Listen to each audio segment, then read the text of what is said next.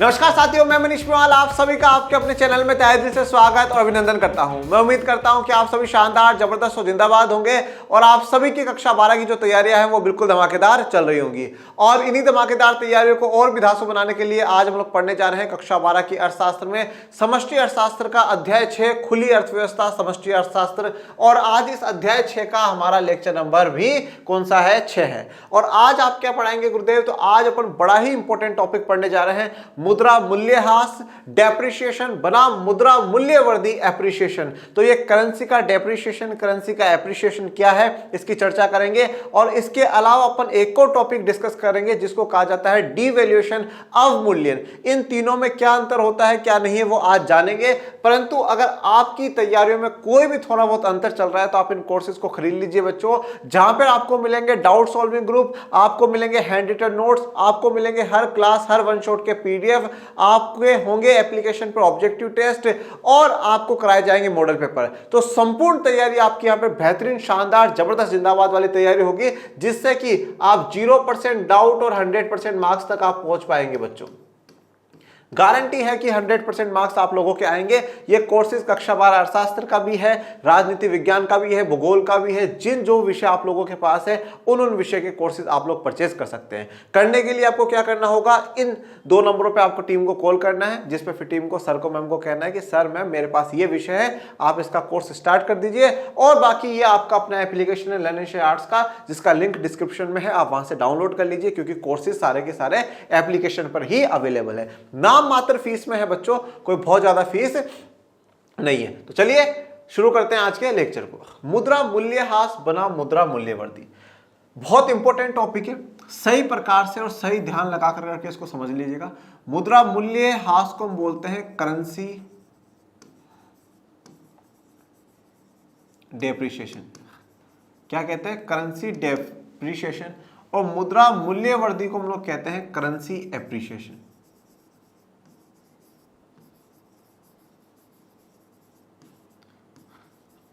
Currency depreciation और currency appreciation.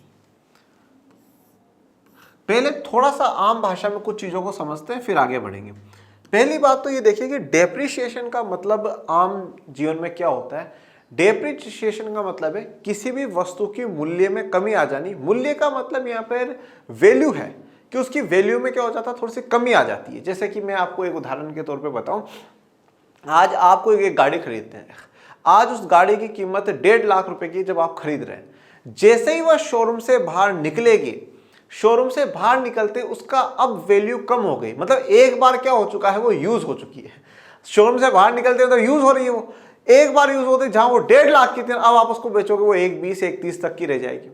फिर और कुछ समय बाद बेचोगे तो उसकी और वैल्यू कम हो जाएगी, वो 80-90 तक की जाएगी। तो इस प्रकार से क्या है कि वैल्यू किसी चीज की कम होती जाती है, जैसे जैसे अपन आगे बढ़ते हैं उस चीज की वैल्यू कम होती जाती है। ऐसे ही अगर हम हमारे जीवन में बात करें तो देखो, जो हमारे जीवन में जो लोग रहते हैं उनके में वैल्यू नहीं रहती, अरे यार है ना छोड़, फिर वो नहीं रहते हैं ना, जब हमें महसूस होता है कि अरे यार साहब क्या नहीं था। तो अगर हम किसी व्यक्ति के साथ लंबे समय तक रहते हैं तो उसकी वैल्यू नहीं रहती है। हमें दूसरे लोग प्रिय लगते हैं, दूसरे लोग अच्छे लगते हैं, पर जो साथ है ना, उनकी कीमत, उनकी वैल्यू हमें नहीं पता, क्योंकि वो रह रहे हैं समय से, तो अपन को वो नहीं है। और एक्चुअल में क्या होता है बच्चों कि अपन लोग क्या करते हैं आज के समय में, जो अपन को मिला हुआ है ना, अपन उस पर फोकस नहीं कर रहे, अपन उस पर फोकस नहीं कर, जो नहीं मिला है ना उस पर फोकस करते हैं। और यही कारण है कि अपन दुखी है। इसीलिए कहा जाता है कि जो मिल गया सो माटी है, जो ना मिला सो सोना है। मतलब जो मिल जाता है ना हमें, वो हम उसको मिट्टी की तरह से, मिट्टी है छोड़ ना करें, कदर नहीं करते, उसकी वैल्यू अपन लोग नहीं करते। और जो नहीं मिलता ना, और यार वो मिल जाता ना तो जीवन सफल हो जाता। मैं बहुत से लोगों को देखता हूं, कहते हैं अरे भाई तेरा भाई इंग्लिश सीख लेता ना, यहां होता है क्या, आज यहां होता है। तो फिर मैं, भाई सीख और यहां मत हो जाना, रोका किसने तुझे?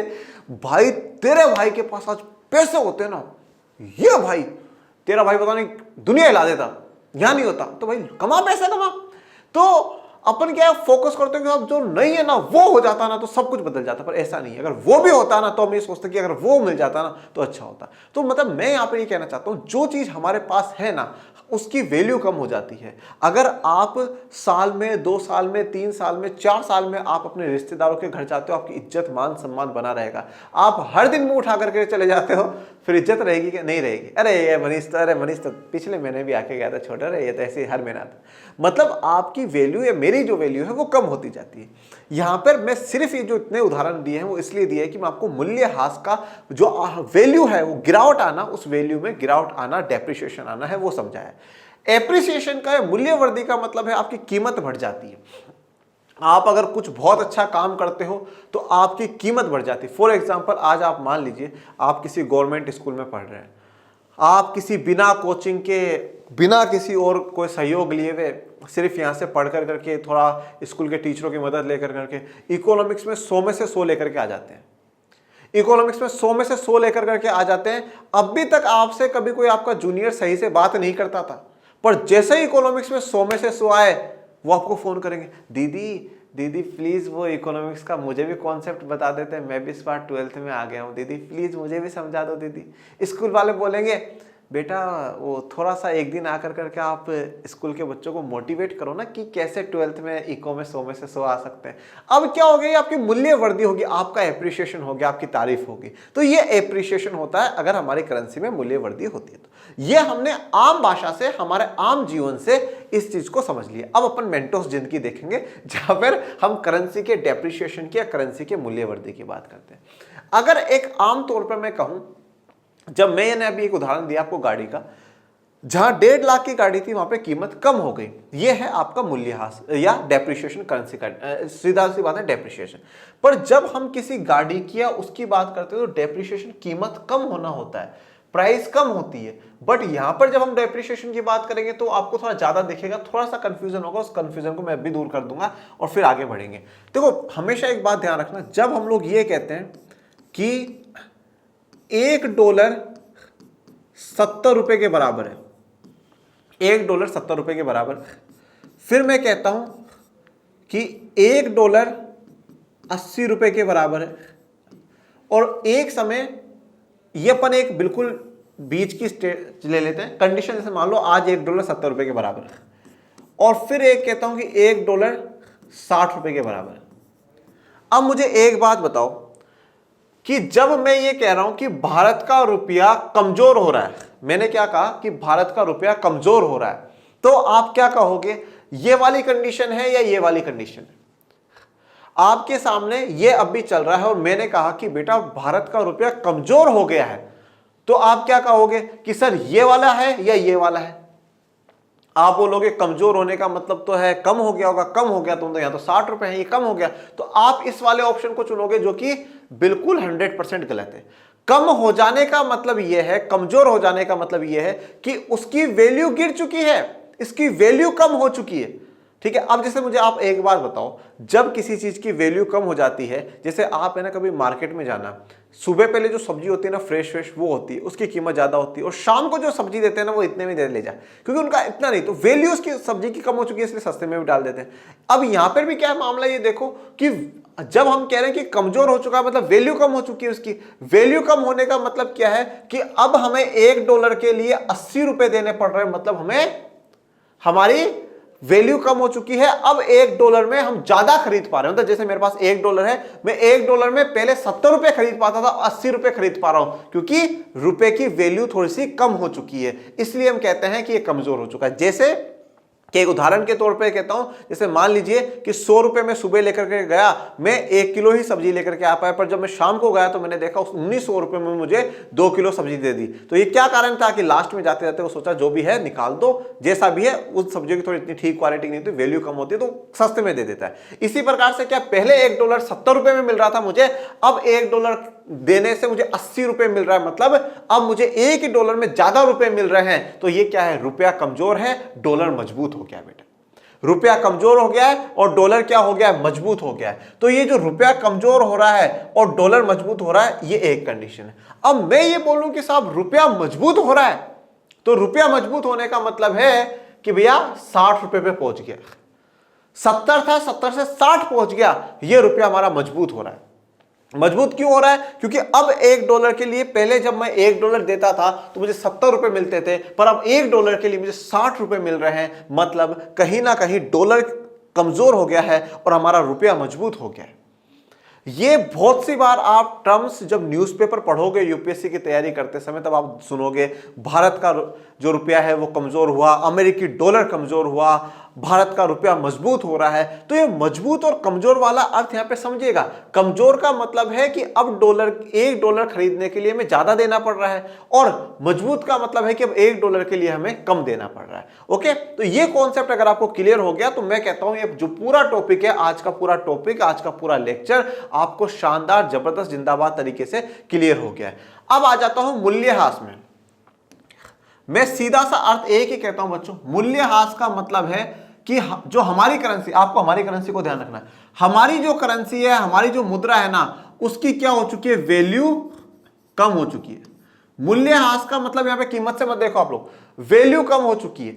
वैल्यू कम होने का मतलब यह है, वैल्यू कम होने का मतलब यह है कि भैया ये अब ज्यादा मिल जाएगा, सस्ते में मिल जाएगा, ठीक है, ज्यादा मिल जाएगा, सस्ते में मिल जाएगा। वैल्यू कम हो जाती है तो ज्यादा और सस्ते में हो जाता है, ठीक है, तो ज्यादा और सस्ते में आ जाएगा। तो अब ये क्या हुआ, जैसे कि उदाहरण के तौर पे पहले $1 का 70 रुपए था, अब $1 80 रुपए पर पहुंच चुका है। ये क्या है बेटा, ये हमारे रुपए की वैल्यू कम हुई है, क्योंकि पहले जहां पर हमें $1 को खरीदने के लिए 70 रुपए देने पड़ रहे थे, अब हमें $1 को खरीदने के लिए 80 रुपए देने पड़ रहे हैं। ज्यादा पे करना पड़ रहा है, हमारी जो रुपया है उसकी कीमत, उसकी वैल्यू कम हो चुकी है। आज जिस व्यक्ति के पास डॉलर होगा, आज फॉरेन वाले जो हैं वो देख रहे थे पहले 70 रुपए में, पहले $1 देकर के हम 70 रुपए तक का सामान खरीद पाते थे, अब हम $1 देकर के 80 रुपए तक का सामान खरीद पा रहे हैं। इसमें हम ये कह सकते हैं कि हमारी जो मुद्रा है वो कमजोर हो रही है, और जिससे हम तुलना कर रहे हैं वह मुद्रा मजबूत हुई है, वह करेंसी मजबूत हुई है। पर जब भी हम लोग मुद्रा मूल्यह्रास और मुद्रा मूल्यवर्धी, डेप्रिसिएशन और एप्रिसिएशन पढ़ाते हैं माय डियर स्टूडेंट्स, हम हमारी करेंसी की, हमारी मुद्रा की चर्चा करते हुए ही करते हैं। तो मुद्रा मूल्यह्रास का मतलब है कि हमारी जो मुद्रा है, हमारी करेंसी है, उसकी वैल्यू, उसकी मूल्य में, उसकी कीमत में गिरावट आ जाएगा, मतलब वो 70 से 80 मतलब बढ़ जाएगी। यहां पे वैल्यू बढ़ना, ये इंक्रीज 70 से 80 हो गया, इंक्रीज हुआ है, पर सच में क्या है, हमारा रुपया कमजोर हुआ है, रुपए की वैल्यू गिरी है, डाउन चली गई है। ओके, इसको कहते हैं मुद्रा मूल्यह्रास और डेप्रिसिएशन। और एक बात मैं और बता दूं बच्चों, प्लीज माई हम्बल रिक्वेस्ट है, ये इंग्लिश के वर्ड्स याद रखा करो बेटा। मैं कह रहा हूं कि पेपर में अगर कोई दूसरा वर्ड यूज कर लिया और इंग्लिश का आपको याद है तो आप कवर कर लोगे बेटा, क्योंकि करेंसी डेप्रिसिएशन कोई इतना डिफिकल्ट वर्ड नहीं जिसको आप याद नहीं कर सकते हो, करेंसी एप्रिसिएशन इतना डिफिकल्ट वर्ड नहीं है जिसको आप याद नहीं कर सकते, क्योंकि पेपर हिंदी इंग्लिश दोनों में आएगा। तो आपको अगर हिंदी वाले वर्ड में कंफ्यूजन है, उसने और कोई दूसरा वर्ड इसकी जगह यूज कर लिया, तो उसमें आप कंफ्यूज ना हो। देखो अभी एक शब्द और पढ़ाऊंगा, अवमूल्यन, और बताऊंगा मैं आपको, जिसको इंग्लिश में डीवैल्यूएशन कहा जाता है। अब कई कई जगह क्या होता है कि मुद्रा मूल्यह्रास और मुद्रा अवमूल्यन को एक ही मान करके चल लेते हैं। तो अगर आपको देखने को मिल रहा है कि डेप्रिसिएशन है, तो आप डेप्रिसिएशन के हिसाब से बताओगे, डीवैल्यूएशन लिखा हुआ होगा इंग्लिश में तो आप डीवैल्यूएशन के हिसाब से बताओगे। तो इसलिए एक दो इंग्लिश के वर्ड याद करने से अपन कमजोर नहीं हो जाएंगे, ठीक है, इसलिए 2-3 शब्द इंग्लिश के याद कर लो, जिससे आपको भलाई होगा, फायदा ही मिलेगा। तो चलो ये तो हुआ, हमारी जो मुद्रा है उसकी वैल्यू कम हो गई। अब एप्रिसिएशन, एप्रिसिएशन का आम भाषा में अर्थ क्या होता है? एप्रिसिएशन का मतलब होता है शाबाशी देना, सराहना करना, तारीफ करना। जैसे मान लीजिए कि आपके इकोनॉमिक्स में 100 में से 100 है, आपने फोन करा मुझे, बोला सर मेरे 100 में से 100 आ गए सर मैं बड़ी खुश हूं, मैं बड़ा खुश हूं सर, मैं 100 में से 100 आ गए। अब जब आपके 100 में से 100 आए तो मैंने आपकी तारीफ करी, वाह बेटा वाह, झंडे काट दिए बेटा, दिल खुश कर दिया बेटा, वाह शाबाश बेटा शाबाश, खूब तरक्की करो बेटा, आपकी मेहनत है, आपकी मेहनत के कारण ऐसा है। ये क्या हो, मैंने आपकी सराहना करी, आपकी तारीफ करी, तो अब आपकी तारीफ हुई है, मतलब आपकी वैल्यू बढ़ गई, अरे यार तारीफ हो गई, मजा आ गया ठीक है। तो एप्रिसिएशन का मतलब सराहना होना, तारीफ होना, वैल्यू बढ़ जाना। तो यहां पे जो हमारी करेंसी है ना, इस करेंसी की क्या होती जा रही है, अब वैल्यू इंक्रीज होती जा रही है। इस करेंसी की क्या होती जा रही है, वैल्यू इंक्रीज होती जा रही है। वैल्यू इंक्रीज होने का मतलब है अब ये कम दाम हो जाएंगे और थोड़ा सा महंगी ये हो जाएगी।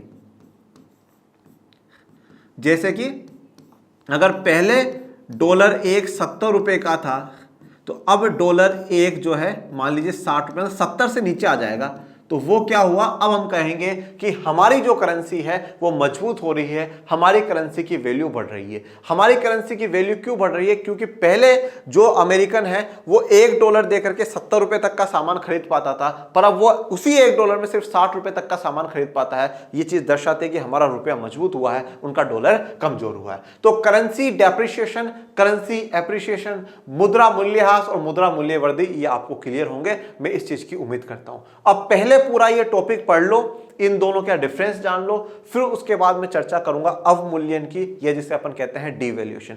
जिसने मुद्रा मूल्यह्रास समझ लिया उसने मुद्रा अवमूल्यन भी समझ लिया, कोई बड़ा अलग नहीं है, बस एक छोटा सा अंतर है। वो छोटा सा अंतर मैं आपको बता दूंगा, मैं छोटा सा अंतर बता दूंगा, छोटे से छोटा पॉइंट भी आपके लिए नहीं छोड़ूंगा जिससे कि आपके एग्जाम में नंबर कट जाए। चलिए तो पहले चर्चा कर लेते हैं मुद्रा मूल्यह्रास की, या करेंसी जो डेप्रिसिएशन हो रहा है उसकी। मुद्रा मूल्यह्रास का तात्पर्य विदेशी मुद्रा के संदर्भ में घरेलू मुद्रा के मूल्य में कमी है। तो देखो क्या कहा है, मुद्रा मूल्यह्रास, या जिसको हम लोग क्या कह रहे हैं, करेंसी डेप्रिसिएशन। मैं बार बार मैं इंग्लिश के वर्ड्स इसीलिए जोड़ देता हूं जिससे कि आप लोग इनको अच्छे से याद कर सको। करेंसी डेप्रिसिएशन, मुद्रा मूल्यह्रास का तात्पर्य है विदेशी मुद्रा के संदर्भ में, अगर विदेशी मुद्रा से हम तुलना कर रहे हैं, कंपैरिजन कर रहे हैं, तो घरेलू मुद्रा के मूल्य में कमी से, कि उस विदेशी मुद्रा की तुलना में हमारी जो मुद्रा है उसमें क्या आ गई, कमी आ गई। जैसे कि फॉर एग्जांपल पहले $1 70 रुपए का था, अब $1 क्या हो गया, 80 रुपए का हो गया है। तो ये क्या है बच्चों, ये हमारी मुद्रा में, हमारी करेंसी में डेप्रिसिएशन हुआ है, उसकी वैल्यू कम हुई है। इससे घरेलू मुद्रा कम मूल्यवान हो जाती है। तो इससे जो हमारी घरेलू मुद्रा है वो कम मूल्यवान हो गई ना, पहले 70 रुपए थी अब 80 रुपए हो गई है, तो ये कम मूल्यवान है, क्योंकि पहले जो एक अमेरिकन व्यक्ति है वो $1 में 70 का सामान खरीद पाता था, अब वो $1 में 80 का सामान खरीद पा रहा है। ठीक है, मतलब क्या हो गया, उसके लिए जो सामान है यहाँ का सस्ता हो गया, तो मतलब हमारी जो वैल्यू है, हमारी जो करेंसी है वो कम हो गई है, कमजोर हो गई, कम मूल्यवान हो जाती है। और विदेशी मुद्रा खरीदने के लिए इसकी अधिक मात्रा की आवश्यकता होती है, और अगर हमें विदेशी मुद्रा खरीदनी है तो हमें ज्यादा देना पड़ेगा। मतलब कैसे, सुनो, जैसे मान लीजिए कि आज अपन इंडियन है, तो अपन ने जैसे मान लीजिए वहां से कुछ मंगवाया, अब वहां से कुछ मंगवाया तो अपन क्या करेंगे, डॉलर में देना पड़ेगा, पर वो डॉलर पहले होना भी तो चाहिए। तो पहले अगर अपन $1 के हिसाब से, जैसे मान लीजिए सामान $100 का है, तो पहले मुझे $70 रुपए के साथ 7,000 का पेमेंट करना पड़ रहा था, अब मुझे उन्हीं $100 के लिए 80 रुपए का पेमेंट करना पड़ेगा, 8,000 का, मतलब मुझे 1,000 रुपए एक्स्ट्रा पेमेंट करना पड़ेगा, मतलब मुझे ज्यादा मुद्रा की आवश्यकता होगी। तो विदेशी मुद्रा खरीदने के लिए इसकी अधिक मात्रा की आवश्यकता होगी, ज्यादा पैसों की आपको घरेलू मुद्रा की आवश्यकता होगी। उदाहरण के लिए यदि $1 की कीमत 70 रुपए, बेटा ये 70 रुपए से 74 रुपए तक बढ़ जाती है तो रुपए का मूल्यह्रास माना जाता है। तो 70 से 74 मतलब वैल्यू कम होना और बढ़ना, इसमें ये उदाहरण चल रहा है। 70 से 80, 70 से चाहे 72 ही हो जाए वो डेप्रिसिएशन ही है, 70 से 68 ही हो जाए वो एप्रिसिएशन ही है बेटा। ठीक है ना, तो यहां पर तो हम उदाहरण लेते हैं, एक राउंड फिगर का उदाहरण लेता हूं मैं, तो इससे कि आप लोगों को आसानी रहे। तो इन्होंने दिया कि $1 की कीमत पहले 70 रुपए थी, अब वो 74 हो गई है, 74 हो गई है, तो ये क्या माना जाएगा, मुद्रा का मूल्यह्रास माना जाएगा, करेंसी डेप्रिसिएशन माना जाएगा। अब घरेलू मुद्रा के मूल्यह्रास का प्रभाव, अब अगर हमारी करेंसी की वैल्यू कम हुई है, अगर हमारी करेंसी की वैल्यू डेप्रिशिएट हुई है, तो उसका क्या प्रभाव पड़ेगा, इंपैक्ट क्या क्या होंगे, तो वो अपन जानेंगे। क्योंकि कोई भी घटना घट रही है तो उसका कुछ तो प्रभाव होगा, कुछ तो इंपैक्ट होगा। अगर ये मार्केट में हमारी करेंसी कम मूल्यवान हो रही है तो इसके क्या प्रभाव हो रहे हैं, क्या फायदे हैं, क्या नुकसान है, वो अपन लोग डिस्कस करते हैं। सबसे पहला जो है वो है बच्चों निर्यात में वृद्धि। देखिए मूल्यह्रास का प्रभाव सबसे पहले क्या होगा, इंक्रीज इन एक्सपोर्ट हो जाएगा बेटा, इंक्रीज इन एक्सपोर्ट, निर्यात में वृद्धि हो जाएगी, निर्यात में वृद्धि हो जाएगी। और पहले इसको समझ लो, फिर मैं आपको अवमूल्यन भी यही बताता हूं। घरेलू मुद्रा के मूल्यह्रास का अर्थ है कीमत में गिरावट, विदेशी मुद्रा मान लीजिए अमेरिकी डॉलर के संदर्भ में घरेलू मुद्रा मान लीजिए रुपया। देखो सीधी सी चीज क्या है यहां पे, जैसे मान लीजिए कि भैया ये यूएसए है और ये इंडिया है, ये यूएसए है और ये इंडिया। अब यूएसए के लोग पहले क्या करते थे, अगर इंडिया से कोई सामान यहां जा रहा है तो वो उस $1 के हिसाब से 70 रुपए पे किया करते थे। मतलब यहां पे जैसे मान लीजिए कि भैया जितने का भी सामान खरीदा है, मान लो $1000 का सामान खरीदा है, इसका मतलब ये हो गया कि उन्होंने 70,000 रुपए का सामान भारत से खरीद लिया। ठीक है, 70,000 रुपए तक की कीमत का सामान खरीदा। बट अब अगर मूल्यह्रास हो गया है, इसका मतलब ये कि $1 की कीमत 80 रुपए हो गई है। ठीक है, $1 की कीमत 80 रुपए हो गई। मतलब जहां पर पहले आप 70,000 रुपए तक का सामान खरीद रहे थे, कितने डॉलरों में? $700 में। ठीक है ना, कितने डॉलर में? सॉरी, $1000 में, है ना, $1000 है ना। $1000 में आप पहले 70,000 रुपए तक का सामान खरीद रहे थे, अब आप उसी $1000 में 80,000 रुपए तक का सामान खरीद सकते हो। मतलब आप 10,000 रुपए तक का एक्स्ट्रा सामान खरीद सकते हो। मतलब इसका मतलब यह हो गया कि अमेरिका के लोगों के लिए भारत में बना हुआ सामान क्या हो रहा है? सस्ता हो गया। भारत में बना हुआ सामान सस्ता हो गया। क्यों? क्योंकि पहले जहां पर $1 में उस सामान को खरीदने के लिए $1 दे रहे थे, तो 70 रुपए तक का सामान आ रहा था। जैसे मैं आपको उदाहरण देता हूं, जैसे मान लीजिए ये दोनों मिलाकर करके 70 रुपए के, तो पहले $1 देकर करके ये दोनों चीजें ली जा रही थी। अब जैसे ही पता चला कि भैया अब तो $1 की कीमत 80 हो गई, तो मतलब ये मान लो ये 10 रुपए का है, तो ये भी क्या खरीद लिया, मतलब एक सामान एक्स्ट्रा खरीद लिया। मतलब सामान सस्ता है इसलिए आप ज्यादा खरीद पा रहे हो। जैसे अपन लोग सेल में नहीं खरीदते, दिवाली की सेल आने वाली है तो दिवाली की सेल पे खरीदते हैं ना, एक्स्ट्रा मिल जाता है, सस्ते में मिलता है, तो हमारे लिए वो सस्ता हो गया। जहां पहले 100 रुपए में एक खरीद पा रहे थे, अब दिवाली की सेल में क्या होगा, 49 का सामान है, by one get one free, तो एक खरीदो एक और फ्री मिल जाएगा, तो 49 में 2 मिल गए। तो यहां पर क्या है, वही बात है कि अमेरिकन के लिए इंडिया में बना हुआ सामान क्या हो जाएगा, सस्ता हो जाएगा, अगर हमारे यहाँ पे मूल्यह्रास होता है। अब जब ये वाले जो मूल्यह्रास अपन पढ़ रहे हैं ना बेटा, ये तो क्या मार्केट फोर्सेस के कारण होता है, कितनी डिमांड है, कितनी सप्लाई है, इन सब के कारण, जो कि आगे अपन लोग आगे के लेक्चर में और कवर करेंगे। बट देखो अवमूल्यन क्या होता है, अवमूल्यन या जिसको डीवैल्यूएशन कहा जाता है, डीवैल्यूएशन या अवमूल्यन। अवमूल्यन में भी घटनाक्रम यही है, सेम टू सेम यही होगा कि भैया $1 है, इसके 70 रुपए से बढ़ा करके $1 के 80 रुपए कर दिए। तो अब आप बोलोगे सर इसमें डिफरेंस क्या है, इसमें फिर इन दोनों में अंतर क्या है, क्यों गलत पढ़ा रहा हूं? गलत नहीं पढ़ा रहा हूं, सुनो। डिफरेंस क्या है बच्चों, यहां पर जो कुछ हो रहा है मार्केट फोर्सेस के कारण हो रहा है, उसकी डिमांड बढ़ रही है, सप्लाई घट रही है, इन सब के कारण हो रहा है। बट ये जो करती है ना अवमूल्यन, वो सरकार खुद करती है। आज भारत सरकार खुद ये कहते हैं कि साहब अब भी $1 70 रुपए के बराबर है, हम हमारी करेंसी की वैल्यू को गिराते हैं और 75 पे लेकर करके आ जाते हैं, 75 पे लेकर के आ जाते हैं। ये जैसे जब 1967 में इंदिरा गांधी जी प्रधानमंत्री बनी तो उन्होंने ये चीज अपनाई थी, उन्होंने डीवैल्यूएशन करा, अवमूल्यन करा, उन्होंने अपनी ही मुद्रा की करेंसी को गिराया, करेंसी की जो वैल्यू है उसको गिराया। क्यों गिराया? उसका उनका गिराने का, ये कभी भी सरकार गिराती तो क्या कारण है, जैसे अब 70 से 80 हो गया, तो पहली बात तो क्या कि एक्सपोर्ट बढ़ जाएगा, एक्सपोर्ट बढ़ जाएगा, आपके पास फॉरेन करेंसी जुड़ जाएगी, एक्सपोर्ट बढ़ेगा। क्यों? क्योंकि बाहर के लोगों को लगेगा कि यार सस्ते में है तो खरीदो, जैसे कि ऊपर लग रहा है। तो डिप्रिशिएशन में और डीवैल्यूएशन में बस एक ही अंतर है, यहां पे मार्केट फोर्सेस के कारण होता है और यहां पर जो होता है बच्चों वो सरकार खुद करती है। मतलब सरकार खुद अपनी करेंसी की वैल्यू गिरा देती है, एक्सपोर्ट को बढ़ाने के लिए, इंपोर्ट को घटाने के लिए, सब कुछ इनके लिए। ओके, इसका मतलब है कि उतने ही डॉलर में भारत से अधिक सामान खरीदा जा सकता है। मतलब पहले आप $1 में 70 रुपए तक का सामान खरीद रहे थे, अब आप $1 में 80 रुपए तक का सामान खरीद सकते हो। मतलब उतने ही डॉलर में अब आप ज्यादा अधिक सामान भारत से खरीद सकते हो।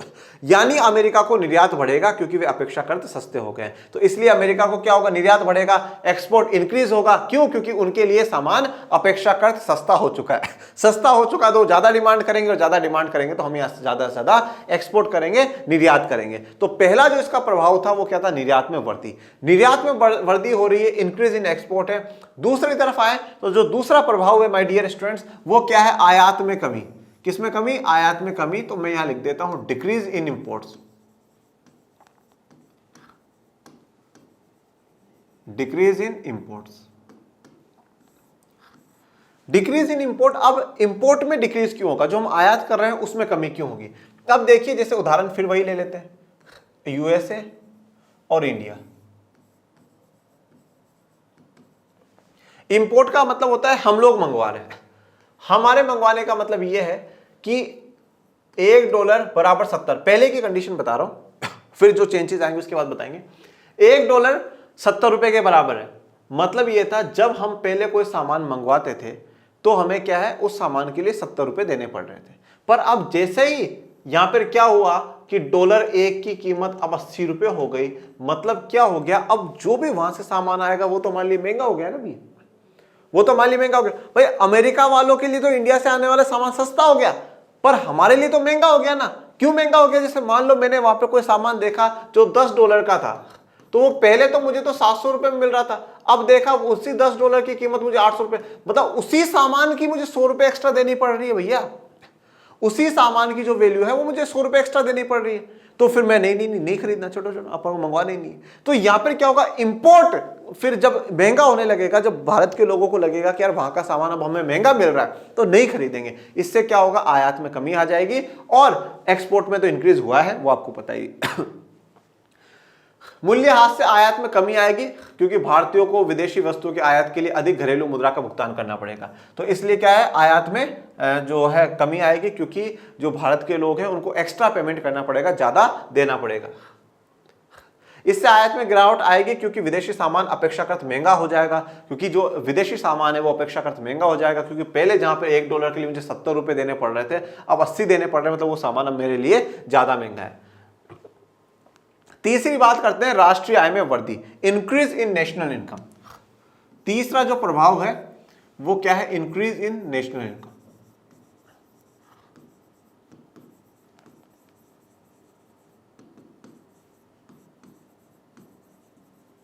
नेशनल इनकम में बढ़ोतरी।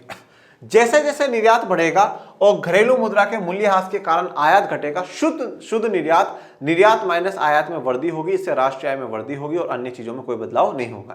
देखिए, अब आप लोगों ने एडी के बारे में पढ़ाई था, C + I + G + X - M। ये X - M क्या होता है, नेट एक्सपोर्ट होता है, जिसको शुद्ध निर्यात कहा जाता है। शुद्ध निर्यात कहा जाता है। शुद्ध निर्यात का यह है कि अब हम लोग ये कह रहे हैं कि यहां पर जो हमारा एक्सपोर्ट है ना वो बढ़ रहा है और इंपोर्ट हमारा घट रहा है। इसका मतलब क्या हो रहा है, एक्सपोर्ट बढ़ रहा है तो मतलब हमारे पास पैसा आ रहा है भैया, हमारे पास पैसा आ रहा है, तो पैसा आ रहा है। देखो, एक्सपोर्ट बढ़ने का अर्थ ये भी है कि पहली बात तो हमने इतना प्रोडक्शन करा होगा तभी एक्सपोर्ट कर पा रहे हैं, नहीं तो नहीं कर पाते। तो हम प्रोडक्शन कर रहे हैं और वो डिमांड हो रही है, वो मार्केट में बिक रहा है, विदेशों में कहीं पे बिक रहा है, तो यहां से और डिमांड होगी तो और लोगों को रोजगार मिलेगा और पैसा बाहर से आएगा तो वो लोगों में बटेगा, तो हमारी राष्ट्रीय आय नेशनल इनकम में बढ़ोतरी होगी। क्यों? क्योंकि निर्यात में बढ़ोतरी हो रही है और आयात में कमी आ रही है, हम आयात को कम कर रहे हैं। तो निर्यात बढ़ेगा, घरेलू मुद्रा के मूल्यह्रास के कारण शुद्ध निर्यात में भी वृद्धि होगी, जिसके कारण राष्ट्रीय आय में इंक्रीमेंट होगा। बाकी सारी चीजें सेम टू सेम है, कोई चेंजेस नहीं होंगे, कांस्टेंट मानेंगे अपन। चलिए, तो ये तो हमारा था करेंसी डेप्रिसिएशन की चर्चा। अब इसके बिल्कुल जस्ट ऑपोजिट जो है वो है मुद्रा मूल्यवर्धि, या जिसको हम लोग कहते हैं करेंसी एप्रिसिएशन। Currency appreciation. मुद्रा मूल्य वृद्धि का तात्पर्य विदेश के संदर्भ में घरेलू मुद्रा के मूल्य, मतलब उसकी जो वैल्यू है उसमें वृद्धि हो जाना। मतलब जैसे कि अगर पहले $1 70 रुपए का था, तो अब $1 क्या हो गया है, 60 रुपए का हो चुका है बेटा। अब इसकी क्या है, जो वैल्यू है वो बढ़ चुकी है, ज्यादा मजबूत भारत का रुपया हो चुका है। घरेलू मुद्रा अधिक मूल्यवान हो जाती है और विदेशी मुद्रा खरीदने के लिए इसकी कम आवश्यकता पड़ती है। अब इसकी मतलब हमारी जो मुद्रा है उसकी वैल्यू बढ़ चुकी है। मैं ज्यादा डिटेल में नहीं जा रहा हूं क्योंकि मैं सब कुछ आपको पहले ही समझा चुका हूं स्टार्टिंग में ही, पूरे अच्छे एग्जांपल्स देकर करके। और आपको कभी इन चीजों को नहीं भूलना है बेटा, आप आगे तक तैयारी करोगे ना, आपके आगे तक काम आने वाली है कि भैया भारत का रुपया कमजोर हो रहा है, मजबूत हो रहा है, क्या प्रभाव है, क्या प्रभाव नहीं है। तो अब अगर अधिक मूल्यवान हो गई है तो विदेशी मुद्रा खरीदने के लिए अब हमें क्या करना पड़ेगा, कम भुगतान करना पड़ेगा, कम पेमेंट देना पड़ेगा। उदाहरण के लिए भारतीय रुपया तब बढ़ता है जब $1 की कीमत 74 से गिर करके कितनी हो जाए, 70 रुपए हो जाए, तो कम हो गई ना। तो ये क्या हो गया, मुद्रा मूल्यवर्धि हो गया। अब इसके घरेलू मुद्रा के मूल्यवर्धि का प्रभाव, तो घरेलू जो मुद्रा है उसकी मूल्यवर्धि हो जाए, एप्रिसिएशन हो जाए, तो उसका क्या क्या इंपैक्ट होगा। सबसे पहला बेटा आयात में वृद्धि। अब उसका ऑपोजिट है, वहां निर्यात में वृद्धि हुआ था, यहां पे निर्यात में गिरावट होगी। वहां पे आयात में गिरावट थी, यहां पे आयात में वृद्धि होगी। वहां पे राष्ट्रीय आय में बढ़ोतरी थी, यहां पे राष्ट्रीय आय में कमी होगी। बिल्कुल, जिसने एक को अच्छे से पढ़ लिया उसका दूसरा ऑटोमेटिकली क्लियर है। मूल्यह्रास पढ़ लिया तो मूल्यवर्धि ऑटोमेटिकली क्लियर है, मूल्यवर्धि पढ़ लिया तो मूल्यह्रास भी क्लियर है। घरेलू मुद्रा की मूल्य वृद्धि का मतलब है विदेशी मुद्रा, मान लीजिए अमेरिकी डॉलर के संदर्भ में घरेलू मुद्रा मान लीजिए रुपए की कीमत में वृद्धि है। अब 1 रुपए के बदले ज्यादा डॉलर दिए जा सकते हैं, यानी उतने ही पैसे में अमेरिका से ज्यादा सामान खरीदा जा सकता है। इससे संयुक्त राज्य अमेरिका से आयात में वृद्धि होगी क्योंकि अमेरिकी वस्तु अपेक्षाकृत सस्ता हो गई। आ जाइए उदाहरण ले लीजिए, ये यूएसए, ये अपना इंडिया। यूएसए से जब पहले कुछ मंगवा रहे थे तो $1 70 रुपए का था, ठीक है। तो जब मैं एक उदाहरण देता हूं कि भैया मैं कोई $100 का सामान खरीद रहा था, ठीक है, वही $100 का एक सामान है, उसी $100 के सामान के लिए मुझे कितने पे करने पड़े थे? 7,000 रुपए, मतलब $100 दे रहा हूं, मतलब मेरे इंडिया के हिसाब से 7,000 रुपए खर्च हो गए। पर जब हमारा भारत का रुपया मजबूत हो गया है, इसका मतलब है अब $1 के लिए मुझे 60 रुपए ही देने पड़ेंगे। मतलब अब वो $100 का जो सामान था वो मुझे कितने में मिल जाएगा? 6,000 रुपए में मिल जाएगा। मतलब मेरे 1,000 रुपए और बचेंगे। इन 1,000 रुपए को मैं और कुछ चीजों में खरीद सकता हूं, और कुछ खरीदारी कर सकता हूं। मतलब अब मैं उसी $1 में ज्यादा सामान खरीद सकता हूं, पहले मैं कम खरीद पा रहा था। ओके, मतलब हमारी करेंसी की वैल्यू मजबूत हुई है। इसका मतलब पहले $1 के लिए 70 रुपए देने पड़ रहे थे, अब हम 60 रुपए देंगे, 10 रुपए कम देने पड़ रहे हैं। देखो, अब उसको जैसा सोचा था मूल्यह्रास में क्या हुआ था? मूल्यह्रास का मतलब ये हो गया था कि भाई अमेरिका में जो लोग बैठे हैं उनके लिए भारत में बना सामान सस्ता हो गया, क्योंकि अब उनको क्या करना पड़ा? ज्यादा सामान मिल जाएगा उतने ही रुपए में। अब इधर सोचो कि साहब अब इतने ही डॉलर में हमें और ज्यादा सामान मिल जाएगा। अब ये क्या हो गया? एक प्रकार से हमारे लिए मूल्य वृद्धि हुई तो उनका मूल्यह्रास हुआ है, और अगर हमारा मूल्यह्रास हुआ है मतलब इंडिया का मूल्यह्रास है तो अमेरिका की मूल्य वृद्धि हुई होगी। इस प्रकार से आप आसानी से समझ जाएंगे। निर्यात में कमी, तो वही मूल्य वृद्धि से निर्यात में कमी आएगी। क्यों? क्योंकि अब जो अमेरिका के लोग हैं उनके लिए तो सामान महंगा हो गया। पहले जहां पर वो $1 से 70 रुपए तक का सामान खरीद पाते थे, अब वो $1 से 60 रुपए तक का सामान खरीद पाएंगे। तो वो एक्सपोर्ट करवाएंगे नहीं कि साहब हमारे यहाँ भेजो, नहीं बोले इंडिया वालों तुम अपने पास ही रखो, क्योंकि भैया तुम्हारा पैसा रुपया मजबूत हो चुका है। मूल्य वृद्धि से निर्यात में कमी आएगी क्योंकि विदेशी मुद्रा की एक इकाई अब घरेलू सामान कम खरीद पाएगी। इससे निर्यात में गिरावट आएगी क्योंकि घरेलू सामान विदेशी नागरिकों के लिए अपेक्षाकृत अब महंगा हो जाएगा। तीसरा है बच्चों लास्ट, राष्ट्रीय आय में कमी आएगी। जैसे जैसे निर्यात में गिरावट आएगी, निर्यात अब हमारा कम होता जा रहा है, आयात बढ़ता जा रहा है, ठीक है, मतलब हम बाहर से ज्यादा मंगवा रहे हैं और एक्सपोर्ट कम कर रहे हैं। तो इससे क्या होगा? शुद्ध निर्यात में भी कमी आएगी, और शुद्ध निर्यात में कमी आएगी तो हमारा राष्ट्रीय आय, नेशनल इनकम में भी कमी होगी बेटा। इससे राष्ट्रीय आय कम हो जाएगा, अन्य चीजों में कोई बदलाव नहीं मानते, सारी चीजें कांस्टेंट रहेंगी और जो हमारी राष्ट्रीय आय है वो कम हो जाएंगी। अब इनके डिफरेंसेस देख लेते हैं, मुद्रा मूल्यह्रास का और मुद्रा मूल्यवृद्धि का। करेंसी डेप्रिसिएशन और करेंसी एप्रिसिएशन। इसका तात्पर्य विदेशी मुद्रा के संदर्भ में घरेलू मुद्रा के मूल्य से कमी है। तो मतलब यहां पर हमारे जो घरेलू मुद्रा है उसका जो मूल्य है वो कम हो जाएगा, ठीक है, उसकी जो वैल्यू है वो डिक्रीज हो जाएगी। इससे घरेलू सामान विदेशों में सस्ता हो जाता है, तो हमारे देश का जो सामान है वो विदेशों, जैसे अमेरिका है तो अमेरिका के लोगों के लिए वो सस्ता हो जाएगा। सस्ता हो जाएगा तो वहां के लोग ज्यादा डिमांड करेंगे, ज्यादा डिमांड करेंगे तो मतलब भारत ज्यादा निर्यात करेगा, ज्यादा एक्सपोर्ट करेगा, क्योंकि अब ऐसे अधिक सामान विदेशी मुद्रा की समान मात्रा में खरीदे जा सकते हैं। इससे क्या होगा? निर्यात में वृद्धि होगी। डॉलर एक पहले 70 रुपए का था, अब डॉलर एक 74 रुपए तक का है। परिवर्तन दर्शाता कि भारतीय रुपए का क्या हुआ है? मूल्यह्रास हो रहा है। अब मूल्य वृद्धि में आ जाओ।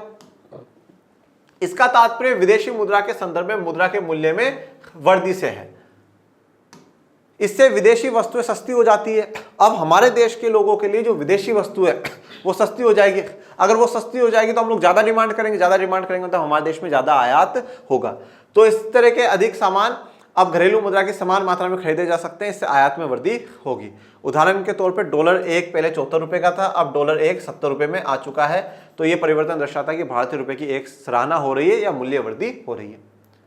अब आ जाओ मूल्यह्रास में और अवमूल्यन में। जो करेंसी डेप्रिसिएशन आपको पढ़ाया वो, और दूसरी तरफ अवमूल्यन जो डिवैल्यूएशन पढ़ाया वो। डिवैल्यूएशन कौन करता है? डिवैल्यूएशन गवर्नमेंट के थ्रू होता है और वो मार्केट फोर्सेस के द्वारा होता है। मूल्यह्रास का तात्पर्य लचीली विनिमय दर व्यवस्था के तहत विदेशी मुद्रा के संदर्भ में घरेलू मुद्रा के बाजार मूल्यों में गिरावट है। देखो, लचीली विनिमय दर क्या होती है? फ्लेक्सिबल एक्सचेंज रेट है, जो कि अभी अपन आगे के लेक्चर में पढ़ेंगे। एक फिक्स्ड एक्सचेंज रेट थी जिसमें डॉलर एक है 50 रुपए, कोई चेंज नहीं आएगा। एक फ्लेक्सिबल है, चेंज होती रहती है, और इतनी फ्लेक्सिबल होती है बेटा ये कि घंटों में, दिनों में, सालों में कभी भी इसमें चेंज आ सकता है। तो यहाँ पे क्या है? फ्लेक्सिबल सिस्टम सा है यहाँ पे। और पूरा मार्केट पे डिपेंड करता है कि कितनी डिमांड कितनी सप्लाई होगी, उस हिसाब से इसकी वैल्यू में गिरावट आता है, तो वो मूल्यह्रास है। ये मांग और आपूर्ति के बाजार की शक्तियों के कारण होता है। तो डिमांड एंड सप्लाई जो मार्केट फोर्सेस होता है उसमें कितनी डिमांड है कितनी सप्लाई है उस बेसिस पे होगा। यहां पे लचीली विनिमय दर प्रणाली के तहत होता है, फ्लेक्सिबल जो एक्सचेंज रेट है उसके तहत होगा। इधर आ जाओ, अवमूल्यन का तात्पर्य निश्चित विनिमय दर। देखो यहां पे निश्चित है, फिक्स्ड जो एक्सचेंज रेट है उसके तहत विदेशी मुद्राओं के संदर्भ में मुद्रा की कीमत में कमी से है, ठीक है। तो यहां पर ये जो काम करेगी वो सरकार करेगी और अपने हिसाब से वो एक फिक्स कर देगी कि हाँ साहब इतना अभी हम रखेंगे। ये सरकार के कारण होता है, देश की गवर्नमेंट इसको करती है। ये निश्चित विनिमय दर प्रणाली के तहत होता है, जो फिक्स्ड वाली होती है उसके तहत होता है। तो ये मूल्यह्रास और अवमूल्यन और मूल्यवृद्धि तीनों में मैंने आपको डिफरेंस क्लियर कर दिए हैं। और आज के लिए अपना इतना ही। और ये बच्चों आप लोगों के लिए शानदार जबरदस्त जिंदाबाद वाले कोर्सेज, कक्षा 12 अर्थशास्त्र, कक्षा 12 राजनीति विज्ञान और भूगोल, जिसमें आपको doubt solving group, hand written notes, हर क्लास वन शॉट की पीडीएफ, आपके होंगे ऑब्जेक्टिव टेस्ट और आपको कराए जाएंगे मॉडल पेपर सिर्फ और सिर्फ नाम मात्र फीस में। इन कोर्स को परचेज करने के लिए इन 2 नंबर पे आप कॉल करिए, टीम को बोले कि सर मैम हमारा कोर्स स्टार्ट कर दीजिए। और इसके लिए आप आपका अपना एप्लीकेशन लर्निंग आर्ट्स का एप्लीकेशन भी डाउनलोड करिए, क्योंकि सारे जो कोर्सेज हैं वो इसी पर उपलब्ध हैं। और इस एप्लीकेशन का जो लिंक दे रखा है वो इसका लिंक डिस्क्रिप्शन में दे रखा है, जहां से आप लोग डाउनलोड कर सकते हैं। और आज का लेक्चर आप लोगों को कैसा लगा ये जरूर बताइएगा। और मेरे प्यारे विद्यार्थियों, पढ़ते रहिए, आगे बढ़ते रहिए और आपके अपने चैनल लर्न एंड आर्ट्स को ज़्यादा से ज़्यादा लाइक शेयर सब्सक्राइब करते रहिए। और डिस्क्रिप्शन में टेलीग्राम चैनल का भी लिंक दे रखा है, प्लीज़ उसको भी ज्वाइन कर लीजिएगा, जिससे आपको सभी नवीन जानकारियाँ मिलती रहे। और मैं मिलूंगा नेक्स्ट लेक्चर में, तब तक के लिए थैंक यू सो मच। जय हिंद, जय भारत।